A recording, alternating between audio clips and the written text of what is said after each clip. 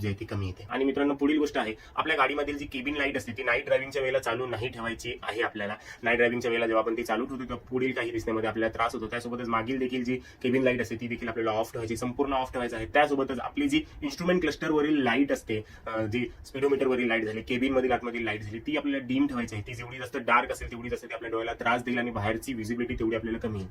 त्याची सेटिंग अशीच असते, जेव्हा आपण हेडलाईट ऑन केली का तेव्हा ते ऑटोमॅटिक डिम होतील. अशा प्रकारची त्याची सेटिंग जी ती करून घ्या. प्रत्येक गाडीची सेटिंग वेगवेगळी असते. तुम्हाला तुमच्या इन्स्ट्रुमेंट क्लस्टरमध्ये किंवा इन्फोटेनमेंट सिस्टममध्ये त्याची सेटिंग मिळून येईल. तुमची जी संपूर्ण जी आतील लाईट आहे ती डिम करून घ्या. ड्रायव्हिंग सुरू करण्या अगोदर, गाडी पुढे घेऊन जाण्या अगोदर हे नक्की एन्श्योर करा की आपल्या गाडीचे सगळे डोअर जे आहेत ते लॉक झालेले आहेत. नाईट ड्रायव्हिंग आहे, कधी जर तुम्हाला निर्जन रस्त्यावरून जावं लागलं आणि कधी कोणी काही चुकून माकून तुम्हाला थांबवलं किंवा सिग्नलवरती काही पटकन कोणी दरवाजा उघडून काही मिस हॅपनिंग होऊ नये, त्यामुळे एन्श्योर करा. आपल्यासोबत लेडीज वगैरे असतात, असं एन्श्योर करा की आपल्या गाडीचे जे आतील लॉक आहेत ते संपूर्णपणे लॉक झालेले आहेत, बाहेरून कोणी उघडले तर ते उघडले नाही